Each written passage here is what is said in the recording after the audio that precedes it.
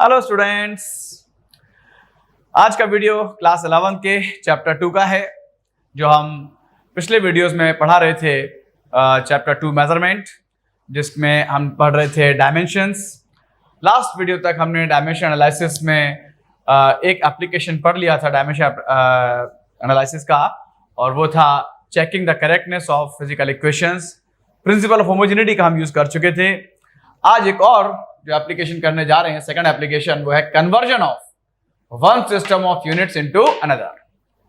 ये हम जानते हैं एक फिजिकल क्वांटिटी की मेजर करने की अलग अलग कई मेथड्स होते हैं, कई सिस्टम्स होते हैं। सीजीएस सिस्टम, एसआई सिस्टम, ठीक है ना, एफपीएस सिस्टम। तो अलग अलग सिस्टम्स में एक ही फिजिकल क्वांटिटी की जब हम मेजर करते हैं तो मैग्नीट्यूड तो सेम रहता है फिजिकल क्वांटिटी का।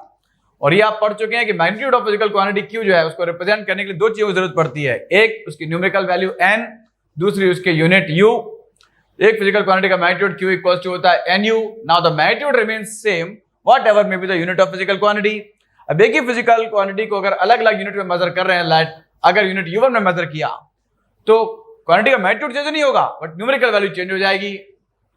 तो न्यूमेरिकल वैल्यू मान लिया n1 है, तो फिजिकल क्वांटिटी q का यूनिट u1 में जो मैग्नीट्यूड होगा वो होगा n1 u1।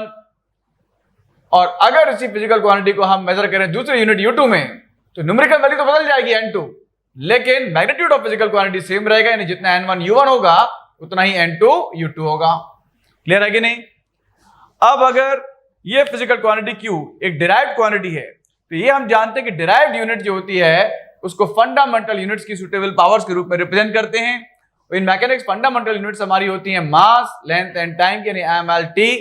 और हम जानते हैं सुटेबल पावर्स जिनमें रिप्रेजेंट करते हैं वो डायमेंशंस कहलाती है फिजिकल क्वांटिटी की। तो ये A, B और C ये फिजिकल क्वांटिटी की डायमेंशंस हो गई। तो एक फिजिकल क्वांटिटी की डिराइव्ड यूनिट को हम इस तरह से रिप्रेजेंट कर देते हैं। A, B, C are called dimensions of physical quantities and M, L and T are fundamental units of mass, length and time. Clear है कि नहीं? अब एक सिस्टम में अगर हम बात करते हैं, यूनिट u1 है फर्स्ट सिस्टम में, तो फर्स्ट सिस्टम में फिजिकल क्वांटिटी की डिराइव्ड यूनिट को हम ऐसे लिखेंगे m1 to the power a, l1 to the power b, t1 to the power c। यहां m1, l1 और t1 ये क्या होंगी? ये फंडामेंटल यूनिट्स होंगी मास, लेंथ एंड टाइम की फर्स्ट सिस्टम में। और सेकेंड सिस्टम में उसी फिजिकल क्वांटिटी जब हम मेजर करेंगे तो अब मान लिया u2 कह दिया हमने, तो ये सब m2 की पावर a, l2 की पावर b, t2 की पावर c हो जाएगा। समझ में आ गया आया? तो ये fundamental unit m1, l1, t1 के टर्म्स में आपने डिराइव्ड यूनिट लिखी फिजिकल क्वांटिटी की इन फर्स्ट सिस्टम u1, इन सेकंड सिस्टम उसी भाई सिस्टम बदलने से डायमेंशंस नहीं बदलती हैं। डायमेंशंस पहले भी ABC थी, अभी भी ABC हैं, लेकिन क्या बदल गई? यूनिट्स बदल गई फंडामेंटल से, ठीक है ना। m2, l2, t2 हो गई यूनिट u2 में। अब इस फॉर्मूले को अगर हम लिखें n1 u1 equal to n2 u2 को इस टर्म्स में, तो ऐसे लिखेंगे n1 u1 की जगह u1 की value what is u1? m1 to the power a, l1 to the power b, t1 to the power c। और यहां पे अगर लिखें तो n2 और u2 की जगह लिखेंगे m2 to the power a, l2 to the power b, t2 to the power c। Clear है कि नहीं? तो जिस दिन हमने आपको समझाया था एक फिजिकल क्वांटिटी के मेजरमेंट को कैसे रिप्रेजेंट करते हैं, ये सारी चीजें उसी दिन की हैं। एक बार फिर से मैं थोड़ा सा इस बात को आराम से समझा देता हूं कि एक फिजिकल क्वांटिटी का मैग्नीट्यूड यानी Q, उसको रिप्रेजेंट करने के लिए दो चीजों की जरूरत होती है। एक उसकी न्यूमेरिकल वैल्यू, दूसरी उसकी यूनिट। जैसे हमने कहा एक बॉडी का मास है 5 किलोग्राम, तो 5 हो गई न्यूमेरिकल वैल्यू, किलोग्राम हो गई उसकी यूनिट। हमने कहा एक रॉड की लेंथ है 7 मीटर, तो 7 हो गई न्यूमेरिकल वैल्यू, मीटर हो गई उसकी यूनिट। यानी आगे लिखते हैं न्यूमेरिकल वैल्यू, पीछे लिखते हैं unit, N for numerical value, U for unit. लेकिन ये भी हम जानते हैं कि एक ही रॉड की लेंथ है, हम उसको मीटर में भी मेजर कर सकते हैं, सेंटीमीटर में मेजर कर सकते हैं। रॉड की लेंथ तो वही रहेगी, लेकिन अगर हमने यूनिट करी मीटर तो लेंथ हो गई 7 मीटर, लेकिन उसी को अगर हमने यूनिट बदल दी, सेंटीमीटर कर दी, तो एक्चुअली रॉड की लेंथ उतनी रहेगी, लेकिन न्यूमेरिकल वैल्यू जो है वो चेंज हो जाएगी। अगर मीटर में 7 थी तो सेंटीमीटर में 700 हो जाएगी, because 1 metre equal to 100 centimetre. मतलब हम क्या देख रहे हैं? यूनिट बदलने से न्यूमेरिकल वैल्यू बदलती है, but the magnitude of physical quantity remains same. ये कंसेप्ट अपना पहले पढ़ चुके हैं अपन कि the magnitude of physical quantity remains same whatever may be the unit of physical quantity. तो अगर एक ही फिजिकल क्वांटिटी Q है, उसको दो अलग अलग हम सिस्टम्स में मेजर कर रहे हैं, एक सिस्टम में यूनिट है U1 फर्स्ट सिस्टम में, और सेकंड सिस्टम में यूनिट है U2, ठीक है ना। फर्स्ट सिस्टम में numerical value I N1, second system numerical value I N2। तो N1 U1 फर्स्ट सिस्टम में मैग्नीट्यूड हो गया फिजिकल क्वांटिटी का, N2 U2 सेकंड सिस्टम में मैग्नीट्यूड हो गया फिजिकल क्वांटिटी का, और मैग्नीट्यूड ऑफ फिजिकल क्वांटिटी तो सेम ही रहता है, तो N1 U1 is equal to N2 U2। अब U जो यूनिट होती है फिजिकल क्वांटिटी की, अब डिराइव्ड क्वांटिटी है तो उसे फंडामेंटल क्वांटिटी की, फंडामेंटल यूनिट्स की सुटेबल पावर्स के रूप में रिप्रेजेंट करेंगे। वो पावर्स कहलाती हैं डायमेंशंस। तो डायमेंशंस यहाँ पे क्या है, A, B और C। फिजिकल क्वांटिटी की डायमेंशंस होंगे A, B और C। और M, L और T मास, लेंथ और टाइम के लिए अपन यूज करते हैं। तो M1 unit of mass in first system, L1 unit of length in first system, T1 unit of time in first system. Is that clear? तो first system कौन सा सिस्टम होगा जिसमें आपको फिजिकल क्वांटिटी की न्यूमेरिकल वैल्यू दे रखी होगी, that will be your first system. और उस सिस्टम से हमको कन्वर्ट करना है सेकंड सिस्टम में, उसमें न्यूमेरिकल वैल्यू आपसे पूछेंगे। तो सेकंड सिस्टम में जो फंडामेंटल यूनिट्स होंगी मास, लेंथ एंड टाइम की, वो होंगी M2, L2 और T2। ABC फिजिकल क्वांटिटी के डायमेंशंस हैं। जो M की पावर होती है उसे A, जो L की पावर है उसे B और T की पावर उसे C से रिप्रेजेंट करते हैं। क्लियर है कि नहीं? तो ये फार्मूला बन के आया हमारा। अब इस फार्मूले से हमको N1 गिवन होता है, N2 निकालना होता है। तो जो मेन फार्मूला न्यूमेरिकल में यूज करने वाले हैं, कैसे आया वो बता रहे हैं। क्या आया वो जोर से याद रखना। तो N2 equals to N1, N2 निकाल रहे हैं ना, तो N2 इक्वल्स टू N1 तो यहां था ही। अब ये जो चीज N2 के साथ इंटू जाके डिवाइड हो जाएगी। यहां पे क्या था, M1 to the power A और अपॉन में आ जाएगा M2 की पावर A। तो M1 M2 दोनों की पावर A है, तो उसको M1 अपॉन M2 की होल पावर A लिख सकते हैं। सिमिलरली L1 की पावर B यहां थी और यहां से L2 की पावर B जाएगा, दोनों की पावर B है, तो L1 अपॉन L2 की होल पावर B हो जाएगी। एंड सिमिलरली आप देख रहे हैं T1 अपॉन T2 की होल पावर C हो जाएगी। तो ये आपका फॉर्मूला जाता है, ठीक है कि नहीं। तो ये याद रखना फॉर्मूला कैसे आया, ये मैंने आपको बता दिया। क्या आया ये जोर से आपको याद रखना, इट्स वेरी इंपॉर्टेंट फॉर्मूला। अब अभी न्यूमेरिकल्स में इसी फॉर्मूले का यूज करेंगे। यहां N1 आपको गिवन होगा, numerical value of physical quantity in first system, ठीक है ना। जो भी फर्स्ट सिस्टम होगा उसमें unit of mass, length and time होंगी M1, L1 एंड T1। और सेकंड सिस्टम जिसमें कन्वर्ट करना है उसमें unit of mass, length and time होंगी M2, L2 और T2। A, B, C physical quantity की डायमेंशंस होंगी। तो डायमेंशन फॉर्मूले आपको ज्यादा से ज्यादा याद होना चाहिए, पता चलेगा कौन सी फिजिकल क्वांटिटी है। तो जैसे वो फिजिकल क्वांटिटी का नाम सुनेंगे उसका डायमेंशन फॉर्मूला आप लिखेंगे। M की जो पावर होगी वो A, L की जो पावर होगी वो B और T की जो पावर होगी वो C कहलाएगी। और सेकंड सिस्टम में न्यूमेरिकल वैल्यू N2 आपको फाइंड करनी होगी। अब मैं इसके ऊपर कुछ क्वेश्चन करके बताऊंगा जिससे समझ में आएगा कैसे यूज करना है। फॉर्मूला ये नोट कर लीजिए, N2 equal to N1 M1 upon M2 to the power A, L1 upon L2 to the power B, T1 upon T2 to the power C। Clear है कि नहीं? तो देखिए स्टूडेंट्स, ये क्वेश्चन अब आपके सामने है। एक क्वेश्चन को अच्छी तरह देख लीजिए, डेमोन्स्ट्रेशन आपको समझा रहा हूं, इसको बहुत अच्छी तरह देख लेना कि क्या करना है, क्या स्टेप्स हैं।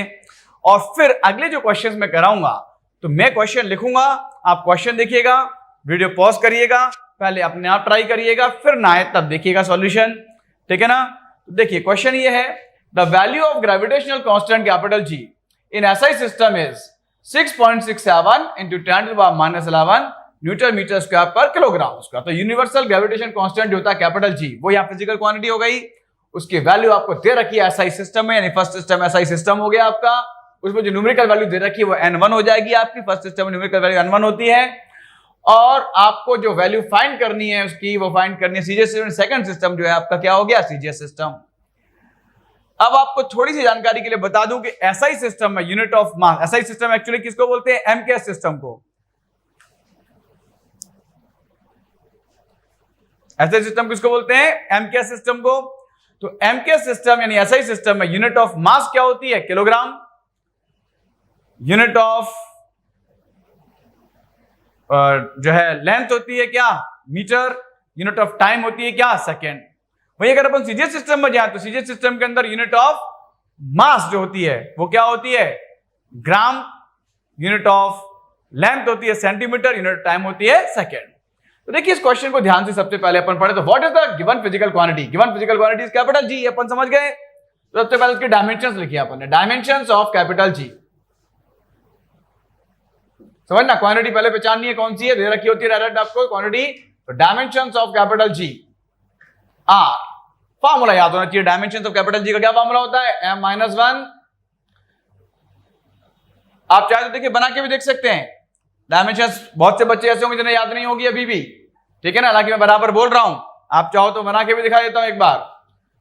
कैपिटल जी का जो फॉर्मूला होता है, फॉर्मूला फिजिकल तो याद होना चाहिए, दो में से एक चीज तो याद होनी चाहिए एटलीस्ट। अगर फिजिकल फॉर्मूला भी याद है आपको तो फोर्स इंटू डिस्टेंस का स्क्वायर अपॉन मास का स्क्वायर, ये फॉर्मूला होता है। m1 m2 को मास का स्क्वायर कह सकते हैं।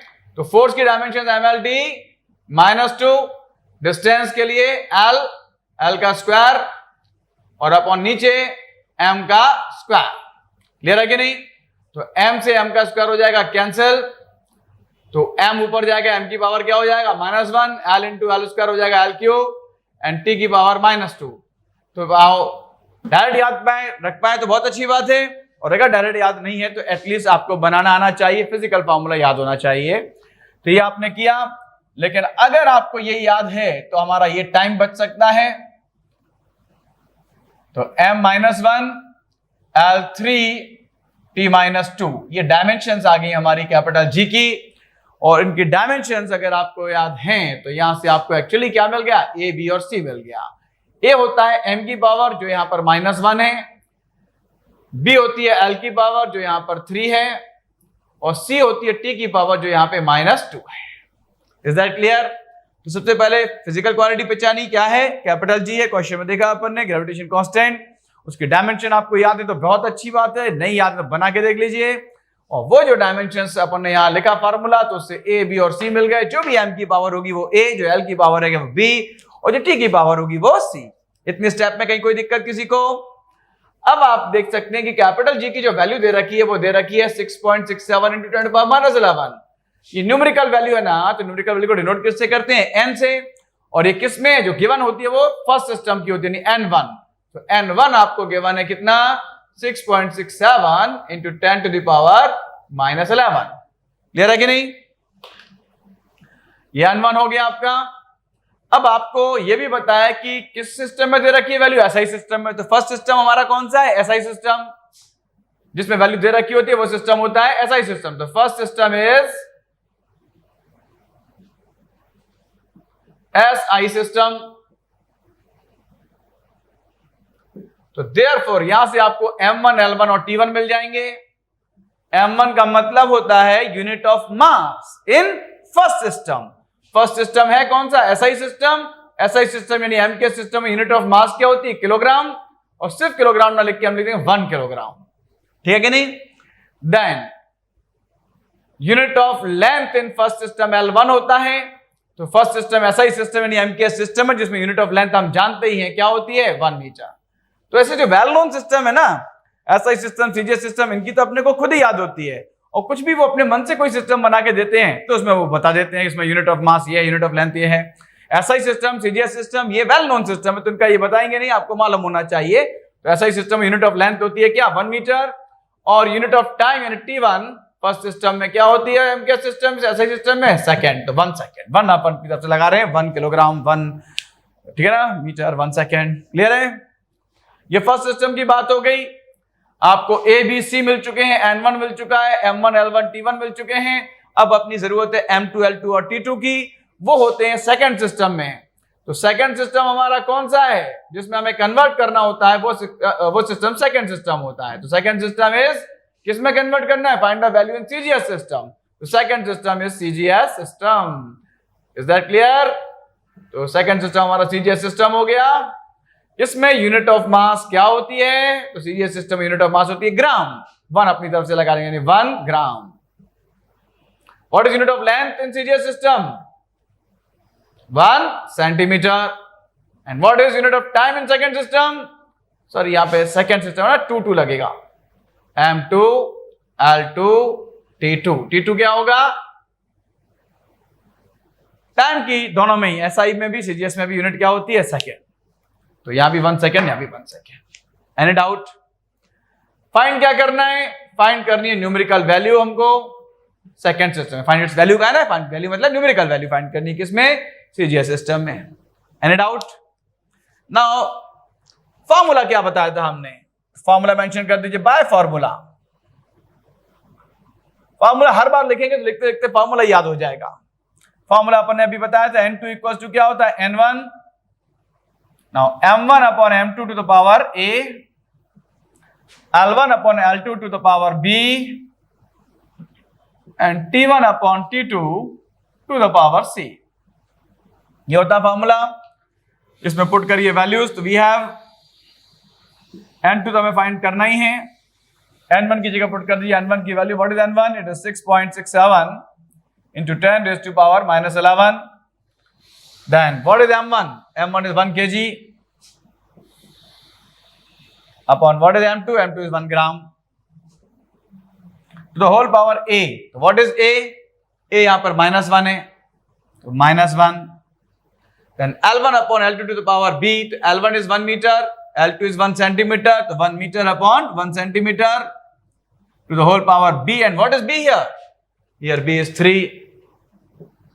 And then T1 upon T2. So what is T1? 1 second. What is T2? Again 1 second. दोनों 1 second हो गए. To the whole power c. And what is c? c is -2.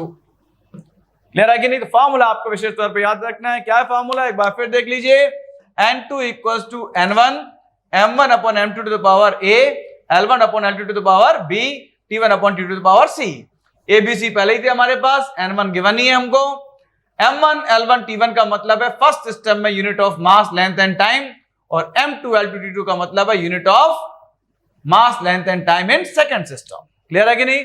कौन सा सिस्टम फर्स्ट सिस्टम होता है जिसमें वैल्यू गिवन होती है, और कौन सा सिस्टम सेकंड सिस्टम होता है जिसमें वैल्यू फाइंड करनी होती है। क्लियर है कि नहीं? नाउ इस फॉर्मूले हमने रख दिया, सॉल्व करेंगे। तो यहां पर ऊपर देखिए किलोग्राम, नीचे ग्राम, सरासर नाइंसाफी, इंसाफ कर दो। यानी कि हम क्या करेंगे, किलोग्राम को भी ग्राम में कन्वर्ट कर देंगे, तो दोनों ऊपर नीचे ग्राम ग्राम हो जाएगा।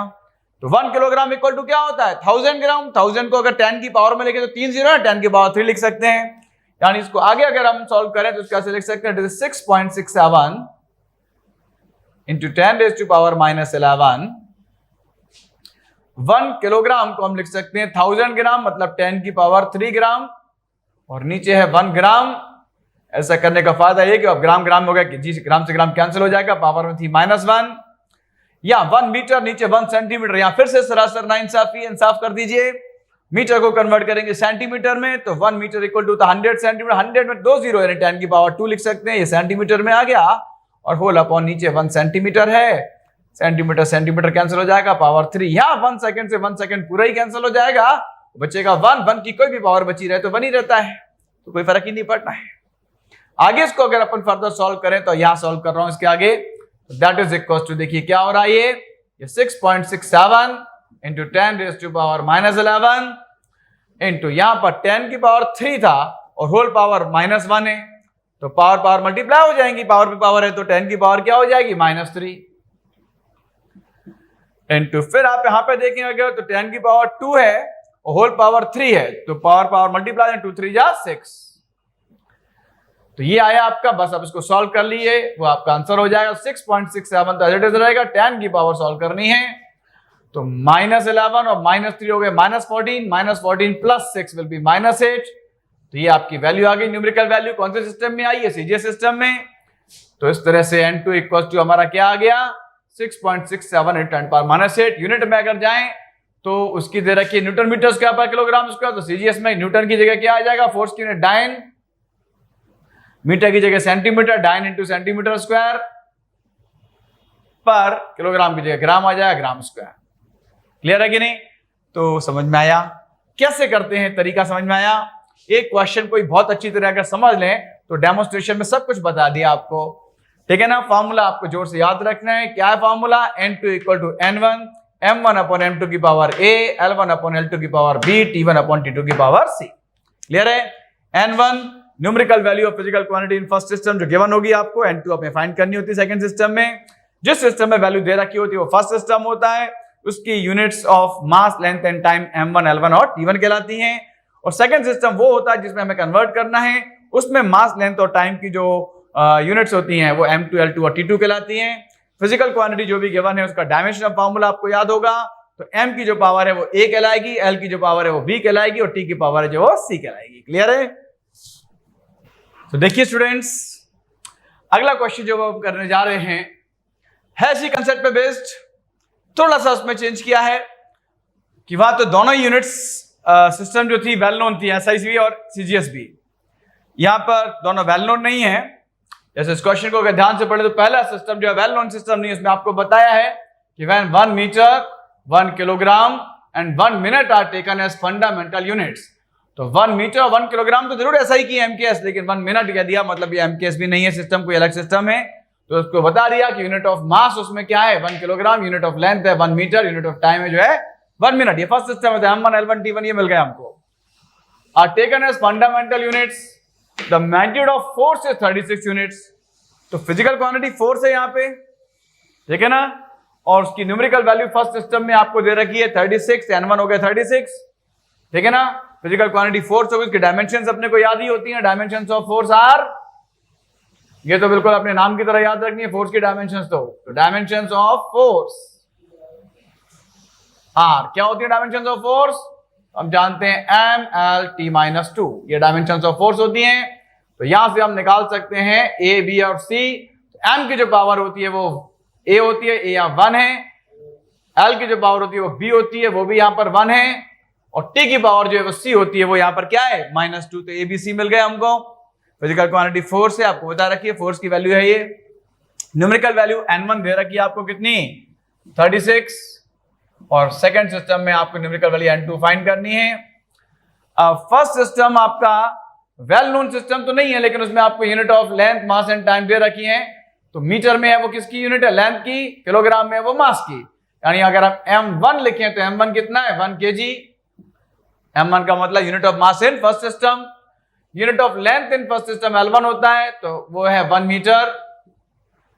और यूनिट ऑफ टाइम जो है वो क्या दे रखी है 1 मिनट। तो T1 इक्वल टू क्या है 1 मिनट। ये M1 L1 T1 हो गए।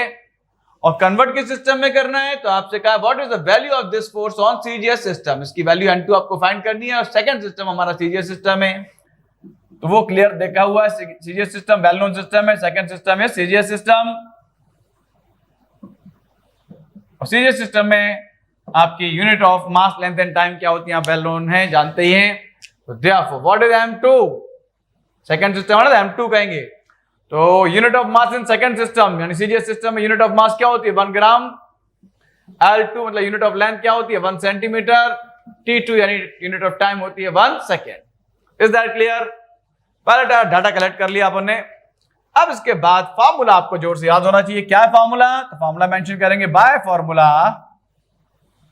जितनी बार भी न्यूमेरिकल करें हर बार लिखें फॉर्मूला, तो लिखते लिखते याद हो जाएगा। फॉर्मूला होगा N2 equal to N1 M1 upon M2 to the whole power A, L1 upon L2 to the whole power B, और T1 upon T2 to the whole power C।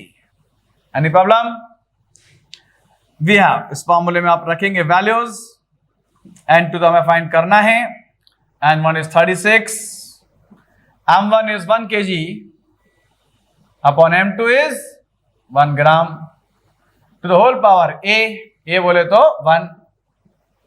Then L1 is 1 metre upon L2 is 1 centimetre to the whole power B बोले तो 1। Then T1 upon T2, T1 is 1 minute upon T2 is 1 second to the whole power C आपका कितना है -2। अभी आप N2 equal to क्या करेंगे? देखिए 36 तो यहाँ है ही, ऊपर किलोग्राम नीचे ग्राम, सरासर नाइंसाफी, तो इंसाफ कर देंगे, किलोग्राम को बदल देंगे ग्राम में। और आपको बता चुके हैं कि 1 किलोग्राम इक्वल टू 1000 एंड 10 की पावर 3 ग्राम होता है। अपॉन नीचे 1 ग्राम है, होल पावर 1 है तो लिखने की जरूरत नहीं है। 1 मीटर नीचे 1 सेंटीमीटर, फिर से सरासर नाइंसाफी हो रही है, इंसाफ कर दीजिए। 1 मीटर इक्वल टू क्या होता है 100 सेंटीमीटर, 100 मतलब 10 की पावर 2 सेंटीमीटर होल पावर, ठीक है ना। और ये अपना क्या 1 centimetre to the whole power 1 है, पावर 1 है तो लिखने की जरूरत नहीं है। क्लियर है कि नहीं? यहां पर लेकिन आप देखिए 1 मिनट और यहां 1 सेकेंड, तो 1 मिनट है ना, मिनट को सेकंड में चेंज कर देंगे। तो 1 मिनट इक्वल टू कितने होते हैं 60 second upon 1 second to the whole power -2। देखो एक चीज तो साफ समझ आ रही, ग्राम से ग्राम, सेंटीमीटर सेंटीमीटर, सेकंड से सेकंड कट जाएंगे। आगे का सॉल्यूशन इधर कर रहा हूं, ध्यान से देख लीजिए।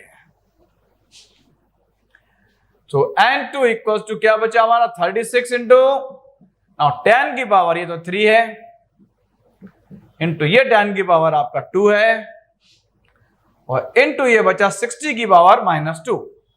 अब पावर नेगेटिव हो तो वो नीचे ले जाते हैं, तो नीचे जाएगा तो 1/60 हो जाएगा और होल पावर 2 हो जाएगा। Is that clear? 60 की पावर 2 है तो 60 इंटू 60, लेकिन 60 की पावर -2 है तो माइनस पावर को पहले अपन नीचे ले गए तो पावर प्लस हो गई, तो 1/60 की पावर 2। इसको फर्दर सॉल्व कर लेंगे अपन, तो that is equal to 36 into 10 to the power,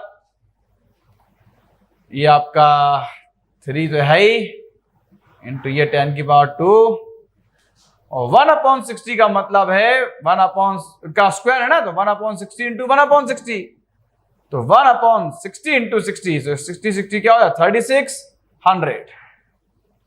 तो ये 2 जीरो जो होंगे ना, इससे 10 की पावर 2 जो है वो कैंसिल हो जाएगी, 36 से 36 कैंसिल हो जाएगा and you will get only 10 to the power 3। That will be your answer. चलिए स्टूडेंट्स, एक और क्वेश्चन अपन देखते हैं।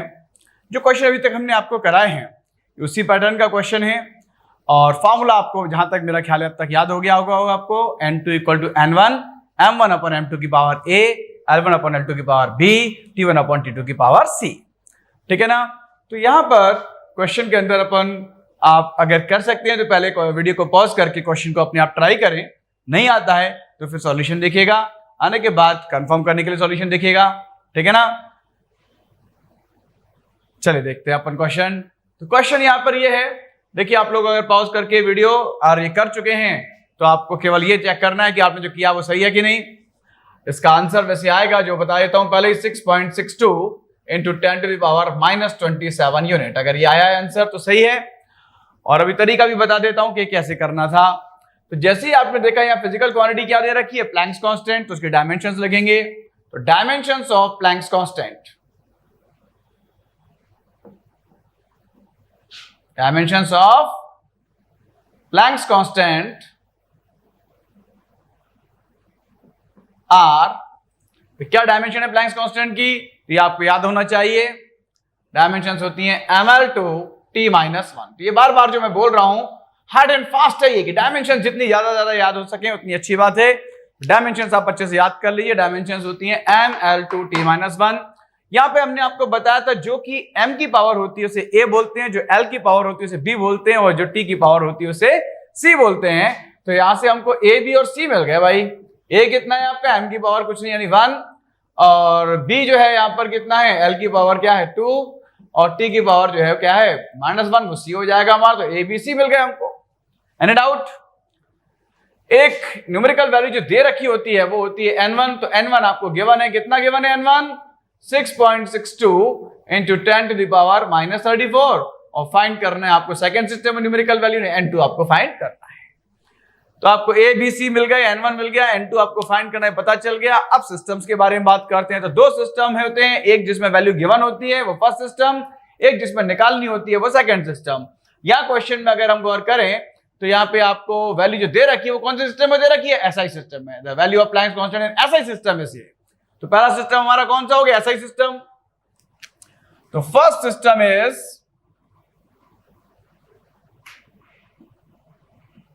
SI system. SI system MKS system का इंप्रूव्ड फॉर्म है। मैकेनिक्स में तो एमकेएस सिस्टम भी कह सकते हैं एसआई को। तो यहां पर आप जानते हैं m1 l1 t1 क्या हो जाएंगे। m1 मतलब unit of mass in first system.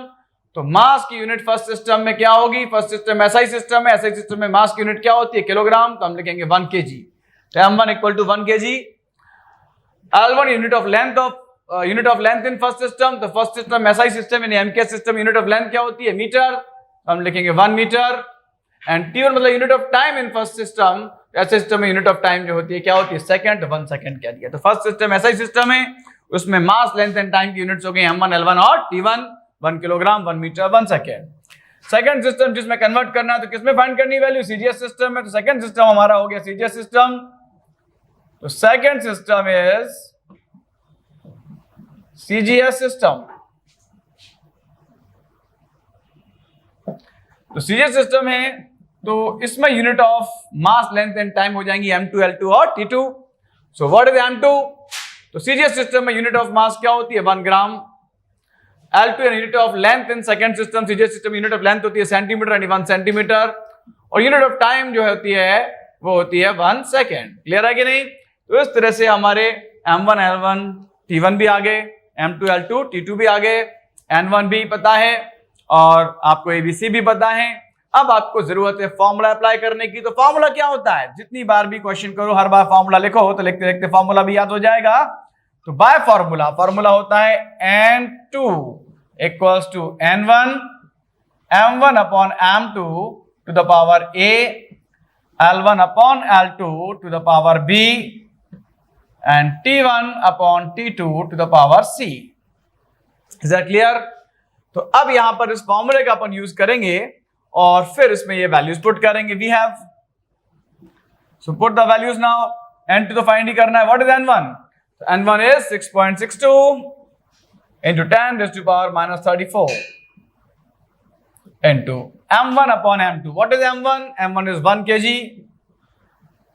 upon M2 is 1 gram to the whole power A. What is A? A is 1. Then L1 upon L2. What is L1? So L1 is 1 meter upon L2. L2 is 1 centimeter to the whole power B. What is B? So B is 2. Now T1 upon T2. T1 is 1 second. T2 is again 1 second. Whole power C. C is what? C is -1.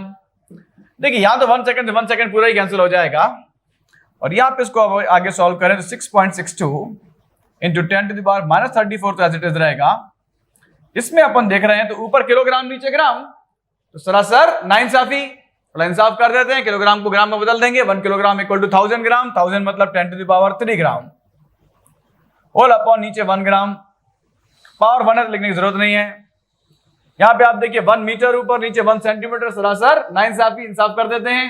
क्या करेंगे? Metre को convert कर देंगे centimetre में। We know 1 metre equal to क्या होता है? 100 centimetre. 100 मतलब 10 to the power 2 centimetre and whole upon 1 centimetre to the whole power 2। तो यहाँ ग्राम से ग्राम और सेंटीमीटर सेंटीमीटर आपका कैंसिल हो जाएगा।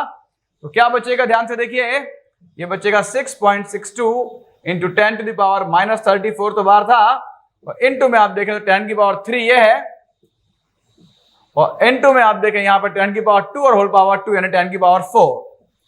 सो फाइनली आपका जो रिजल्ट आएगा वो आएगा 6.62 इंटू 10 टू द पावर 3 + 4 हो जाएगा 7, -34 + 7 विल बी -27, और वो यूनिट में दिया तो इसको भी यूनिट लिख देंगे। अगर वहां उसकी यूनिट दे रखी होती है तो यूनिट होती है जूल सेकेंड, तो इसका अपन कर देते जूल का अर्ग इंटू सेकेंड। और यूनिट लिखा है तो हम भी यूनिट ही लिख देंगे केवल। क्लियर है कि नहीं?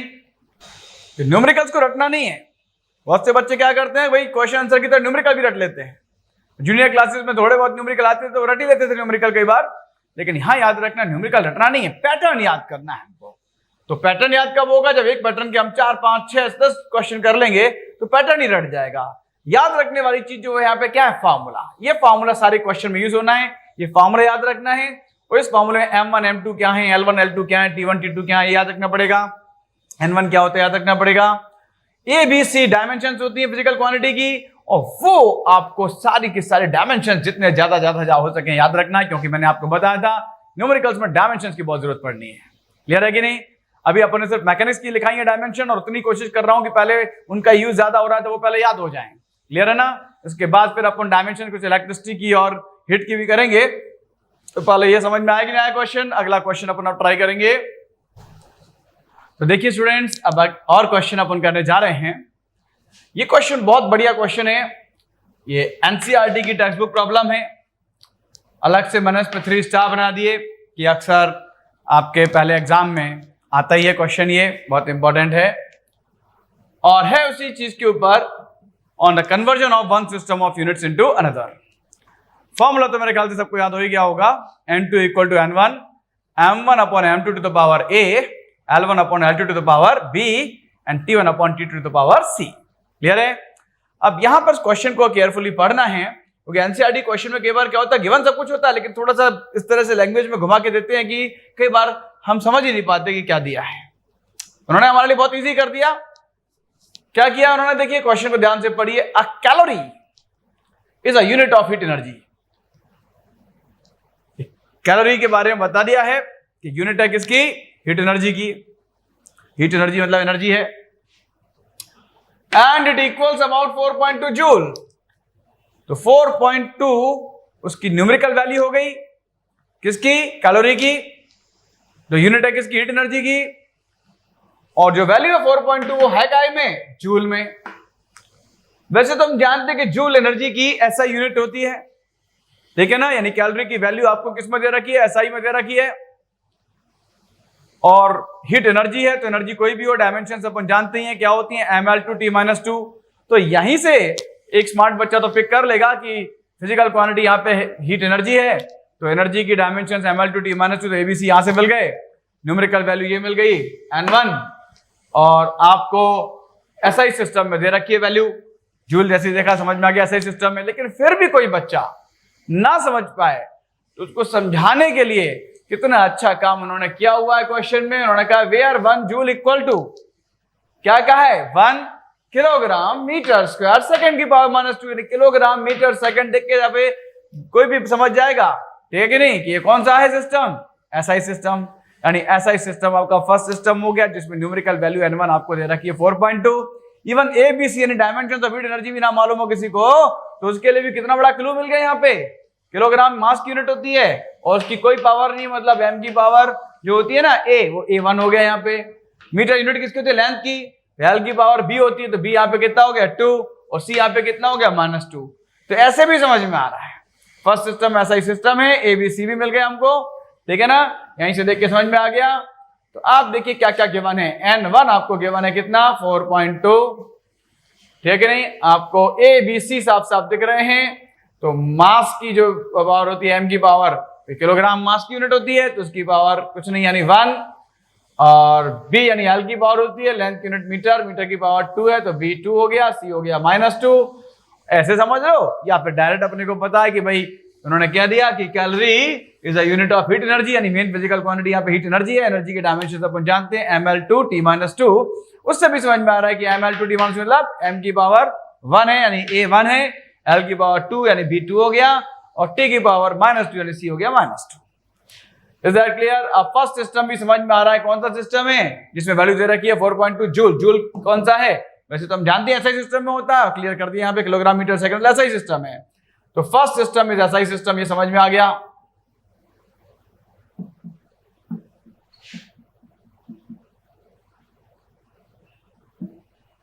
तो वो आपको m1 l1 t1 डायरेक्टली समझ में आ रहा है, ठीक है ना। What is m1? m1 is 1 kg। What is l1? l1 is 1 metre. What is t1? t1 is 1 second. Clear है कि नहीं?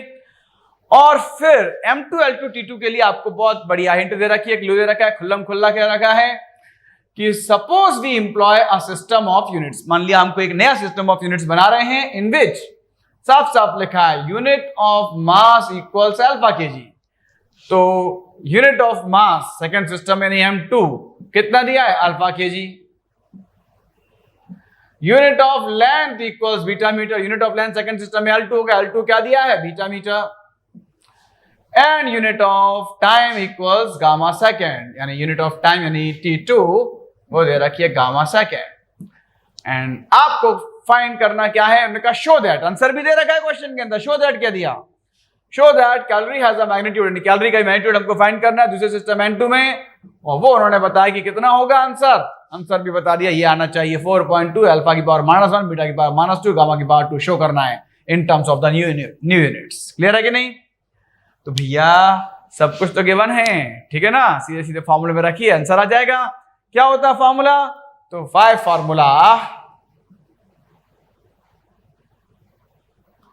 फॉर्मूला हमारा होता है n2 equals to n1 m1 upon m2 to the power a, l1 upon l2 to the power b and t1 upon t2 to the power c। इस फॉर्मूले में आप वैल्यूज रख देंगे तो वी हैव n2 में फाइंड करना है, n1 आपको 4.2 दे रखा है, m1 है 1 kg अपॉन m2 है alpha kg to the whole power a is 1, then l1 is 1 meter upon l2 is beta meter to the whole power b कितना है 2, T1 is 1 second, T2 is gamma second, whole power कितना है -2।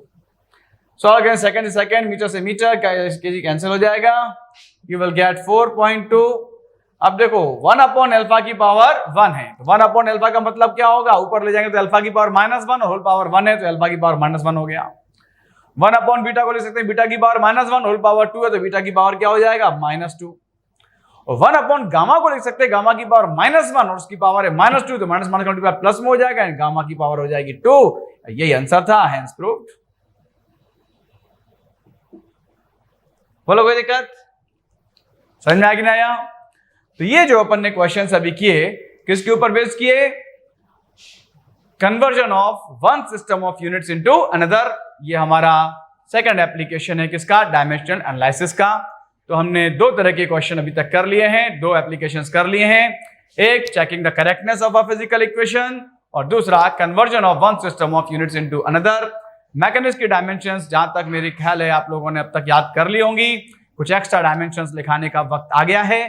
तो अब आज मैं कुछ dimensions आपको लिखाने जा रहा हूं हीट की। वो डायमेंशंस आप ज्यादा नहीं, मेनली मैं आपको बता दूंगा कुछ कुछ क्वांटिटीज, उससे बनाना आ जाएगा, तो बाद में अपन हीट में करेंगे तो बाकी क्वांटिटीज भी बन जाएंगी, एटलीस्ट कुछ आइडिया भी हो जाएगा। जो जरूरी डायमेंशन से बता देता हूं, जो यूज भी होंगी कभी, तो ये बता रहा हूं मैं। तो देखिए अभी हम पढ़ने जा रहे हैं dimensions of some important physical quantities of heat. सबसे पहले तो इसमें हीट की ही डायमेंशन पढ़ लेते हैं हम। हीट या कैलोरी भी कह सकते हैं, डायमेंशंस ऑफ हीट और कैलोरी। अभी पिछले क्वेश्चन में ही अपन ने देखा था कि हीट की प्रैक्टिकल यूनिट कैलोरी होती है, ठीक है ना। तो कैलोरी मतलब हीट ही है, हीट पूछ लें कैलोरी पूछ लें, both are energy. Physical formula अलग से कुछ नहीं होगा, जो एनर्जी होती है, एनर्जी का अपने को बताइए डायमेंशंस क्या होती हैं, ml2 T-2। हीट का तो यही हो जाएगा। अब हीट संबंधी जो क्वांटिटीज होंगी उनमें मास, लेंथ एंड टाइम के अलावा एक फंडामेंटल क्वांटिटी और बढ़ जाएगी, दैट विल बी टेम्परेचर। और टेम्परेचर के लिए डायमेंशन में हम क्या लिखते हैं, टेम्परेचर यूनिट होती है केल्विन, तो के लिख देते हैं। और कभी कभी कुछ बुक्स में आप के की जगह थीटा भी देख सकते हैं लिखा हुआ, तो जनरली हम तो यूज करेंगे के, पर आपको बता दिया के की जगह थीटा भी यूज कर सकते हैं टेम्परेचर के लिए डायमेंशंस में। तो हीट के लिए तो डायमेंशन वही है जो एनर्जी की, ml2 T-2। बाकी क्वांटिटीज की डायमेंशन में जहां टेम्परेचर की जरूरत पड़ेगी, याद करना टेम्परेचर की जगह क्या आएगा, केल्विन। फिर आप देखिए, आप सबसे पहले लेटेंट हीट देखते हैं। लेटेंट हीट, लेटेंट हीट को डिनोट करते हैं कैपिटल एल से, और इसका एक फॉर्मूला होता है Q इक्वल्स टू ml। ये फॉर्मूला अपन पढ़ते हैं, यहां Q रिप्रेजेंट करता है किसको, हीट को। हीट के लिए सिंबल अपन जनरली क्या यूज करते हैं, Q। Q equal to ml में m मास है, L लेटेंट हीट। तो यहां से अगर लेटेंट हीट के लिए निकाले फॉर्मूला, तो लेटेंट हीट यानी L इक्वल्स टू क्या हो जाएगा, Q बाय m। Q मतलब हीट अपॉन m मतलब मास, तो हीट अपॉन मास। हीट तो एनर्जी है, क्लियर है कि नहीं। लेटेंट हीट एक्चुअली होता है क्या, ये थोड़ा सा ये भी बता दूं। नॉर्मली किसी बॉडी को जब अपन हीट करते हैं तो उसका टेम्परेचर राइज होता है, लेकिन टेम्परेचर राइज होते होते एक पर्टिकुलर स्टेट ऐसी आ जाती है जहां टेम्परेचर राइज होना तो बंद हो जाता है और स्टेट चेंज होनी शुरू हो जाती है। ये सॉलिड को जब अपन हीट करते हैं, हीट करते समय पहले तो उसका टेम्परेचर राइज हो रहा है, और टेम्परेचर राइज होते होते एक स्थिति आ जाती है, उसका मेल्टिंग पॉइंट आ जाता है। ध्यान, उसके बाद क्या होता है, फिर अपन हीट देते हैं, टेम्परेचर राइज नहीं होता, जो भी हीट देते हैं वो काई में यूटिलाइज होती है, वो उसकी स्टेट चेंज में अप्लाई होती है, एंड सॉलिड कन्वर्ट होने लगता है किसमें, लिक्विड में। इसको बोलते हैं स्टेट चेंज। तो स्टेट चेंज के दौरान कांस्टेंट टेम्परेचर में जो हीट रिक्वायर्ड होती है उसे बोलते हैं लेटेंट हीट। क्लियर है कि नहीं। तो यहां पर हीट अपॉन मास, इसका फिजिकल फॉर्मूला, डायमेंशन हम बनाएंगे। तो हीट की क्या होती है भाई, ml2 T-2। अभी बताइए, एनर्जी है हीट तो, और मास की m से m कैंसिल, तो ये आ जाएगा L2 T-2। m नहीं है तो जीरो लगा सकते हैं, m जीरो, के भी नहीं रखे जीरो लगा सकते हैं, लेकिन मेनली आपको याद ये रखना है L2 T-2। ये मैकेनिक्स में एक क्वांटिटी है जिसकी डायमेंशन से मैच कर रही है। याद है किसी को, L2 T-2 किसकी डायमेंशंस थी, नहीं याद है, ग्रेविटेशनल पोटेंशियल। क्या होता था, work upon mass. Work ml2 T-2 upon mass m से m कट गया था L2 T-2। तो gravitational potential, latent heat have same mass, same dimensions. Even इसकी डायमेंशन वेलोसिटी के स्क्वायर के इक्वल भी हो सकती है। वेलोसिटी की डायमेंशंस v इक्वल टू क्या थी, LT-1, तो v स्क्वायर की डायमेंशन क्या होंगी, LT-1 का स्क्वायर। उसका स्क्वायर किया तो L2T-2, ये भी आ सकती है, ठीक है ना। कभी बार ऐसे क्वेश्चन पूछ सकते हैं, dimension latent heat is equal to that of, ठीक है ना। तो अगर ग्रेविटेशनल पोटेंशियल दिया तो वो सही आंसर हो जाएगा, वेलोसिटी का स्क्वायर दिया है तो वो भी सही आंसर हो सकता है। क्लियर है कि नहीं? Then we come to specific heat.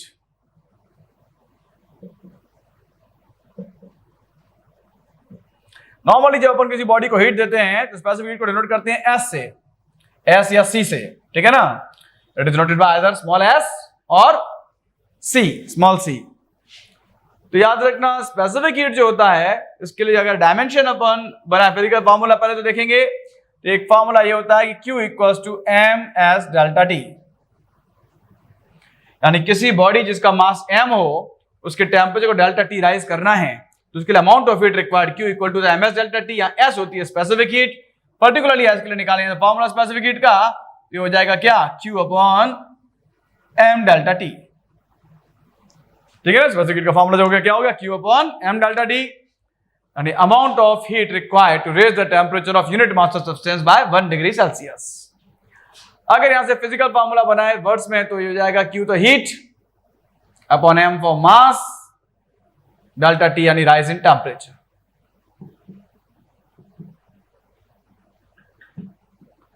तो डायमेंशंस भाई हीट की क्या होती है, ml2T-2 अपॉन मास की m और राइज इन टेम्परेचर की देखा जाए तो K, टेम्परेचर के लिए बताया था K या थीटा, m से m तो कट जाएगा, डायमेंशन क्या आ जाएंगी L2T-2, K ऊपर जाएगा तो K-1, L2T-2 K-1, m नहीं तो m की पावर 0 लगा सकते हैं, तो हो गई क्या स्पेसिफिक हीट। और अगर हीट कैपेसिटी पूछ ले जाए, हीट कैपेसिटी या थर्मल कैपेसिटी भी कहते हैं इसे, हीट कैपेसिटी और थर्मल कैपेसिटी,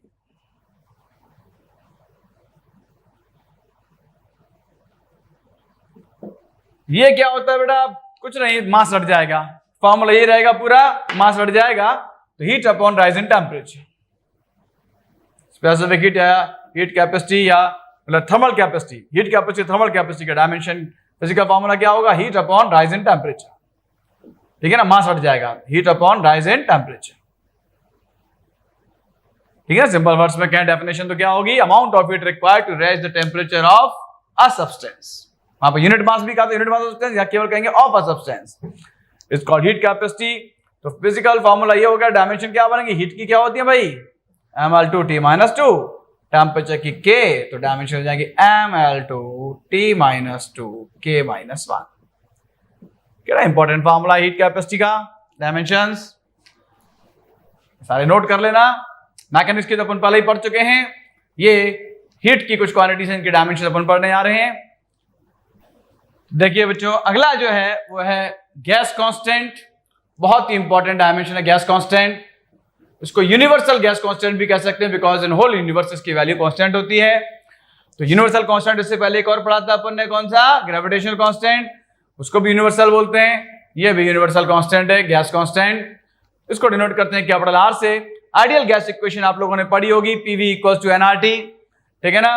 तो यहां से R जो है, P तो क्या है, प्रेशर, V है वॉल्यूम, T है temperature, N number of moles को रिप्रेजेंट करता है, और R यहां पर होता है कांस्टेंट, जिसे बोलते हैं गैस कांस्टेंट। तो यहां से फॉर्मूला R के लिए निकालना तो PV अपॉन NT हो जाएगा, यानी वर्ड्स में कहें तो P फॉर प्रेशर, तो pressure into volume upon N तो नंबर ऑफ मोल्स है इनटू T टेम्परेचर। अब अगर डायमेंशंस बनाए हम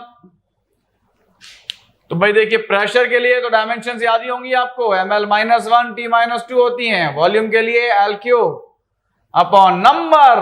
तो नंबर तो भैया हमने बताया था, कुछ भी हो, all numbers are dimensionless, इसकी कोई डायमेंशन होगी नहीं, टेम्परेचर की होगी केल्विन के। तो यहां पे डायमेंशंस क्या बन जाएंगी, ध्यान रखना, m L की पावर 3 - 1 2 ml2 T-2 के ऊपर जाएगा K-1। तो इस तरह से ml2 T-2 K-1 ये डायमेंशंस हो गई किसकी, गैस कांस्टेंट की, यूनिवर्सल गैस कांस्टेंट की। क्लियर है कि नहीं, इंपॉर्टेंट है, ml2 T-2 K-1 जरूरत पड़ जाती है gas constant. Then we come to Boltzmann constant, ये भी बड़ी इंपॉर्टेंट डायमेंशंस हैं। देखिए बोल्ट्जमैन कांस्टेंट, इसको डिनोट करते हैं स्मॉल k से।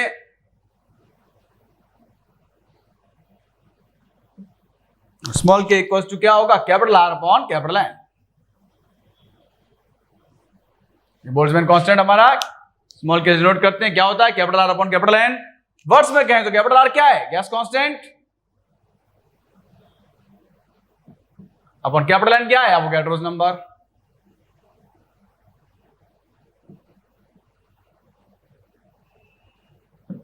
तो gas constant upon Avogadro's number. Gas constant की डायमेंशन अभी अपन पढ़ चुके हैं ऑलरेडी, ml2 t-2 k-1 और एवोगैड्रोस नंबर तो नंबर है, नंबर सारे डायमेंशन लेस होते हैं, डायमेंशन 1 हो जाएगी, यानी कुल मिला के इसकी भी डायमेंशन होंगी ml2 t-2 k-1। तो गैस कांस्टेंट और बोल्ट्जमैन कांस्टेंट दोनों की डायमेंशन सेम है और दोनों की मैच कर रही है किससे, इससे पहले वाली क्वांटिटी यानी हीट कैपेसिटी यानी थर्मल कैपेसिटी से। क्लियर है कि नहीं? तो तीन क्वांटिटीज डायमेंशन सेम हो गई, Boltzmann constant, gas constant and heat capacity. एक क्वांटिटी थर्मल कंडक्टिविटी,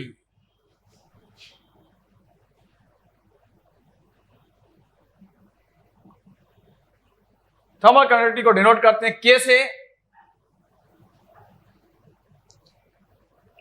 और के का फॉर्मूला होता है किससे डिनोट करते हैं, यहां लिख देता हूं, डिनोट करते हैं किससे, के से। और फॉर्मूला जो आता है इसके लिए आपको थोड़ा सा मैं बता देता हूं कि अगर कोई एक मेटल रॉड है, उसके दो एंड्स हैं, एक हॉट एंड एक कोल्ड एंड, तो उनके बीच का टेम्परेचर डिफरेंस जो है, हॉट एंड का टेम्परेचर है θ1, कोल्ड एंड का टेम्परेचर θ2, टेम्परेचर डिफरेंस क्या हो जाएगा, θ1 माइनस θ2। इस रॉड की जो लेंथ है वो मान लिया, दोनों एंड्स के बीच का डिस्टेंस, रॉड की लेंथ को d मान लिया हमने, तो d हो गई यहाँ पे लेंथ ऑफ द रॉड या दोनों एंड्स के बीच का डिस्टेंस कह सकते हैं हम। एरिया ऑफ कंस्ट्रक्शन रॉड का मान लिया कैपिटल A है, और हीट का जो फ्लो होगा वो एक एंड से दूसरे एंड की ओर होगा, हीट का फ्लो, वो हीट जो है Q है, जो हॉट एंड से कोल्ड एंड की ओर फ्लो हो रही है।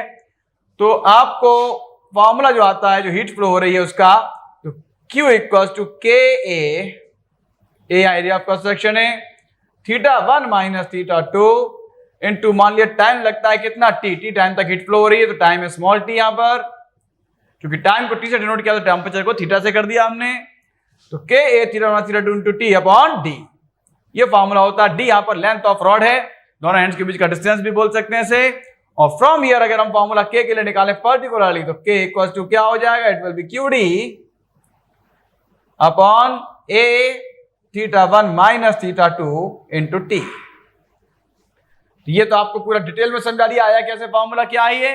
अब वर्ड्स में याद रखने के लिए अपन ऐसे याद रख सकते हैं कि भैया Q मतलब हीट इंटू D यहां पे लेंथ है रॉड की, तो heat into length upon area into θ1 और θ2 क्या, टेम्परेचर डिफरेंस इंटू टाइम। तो आपको सिंबॉलिकली याद रखना आसान पड़ेगा, K equal to QD upon A θ1 और θ2 इंटू T, तो उससे ये बन जाएगा। और अब आप डायमेंशन बना ली, तो हीट की क्या होती है भाई, हीट ml2 t-2, लेंथ की L अपॉन एरिया की L स्क्वायर, टेम्परेचर डिफरेंस के लिए K आ जाएगा, टाइम के लिए T आ जाएगा, L स्क्वायर से L स्क्वायर कट जाएगा, क्या बचेंगी डायमेंशन, देखिए m L एक ही बचेगा, T नीचे से ऊपर जाएगा, -2 -1 -3 और K इनवर्स। क्लियर है कि नहीं? अब वो तो और भी बहुत सी डायमेंशन सकती हैं, हीट की क्वांटिटीज काफी हैं, लेकिन मैंने आपको मेन कुछ क्वांटिटीज अभी फिलहाल दिखा दी हैं, इनकी डायमेंशन बनाना भी सिखा दिया आपको।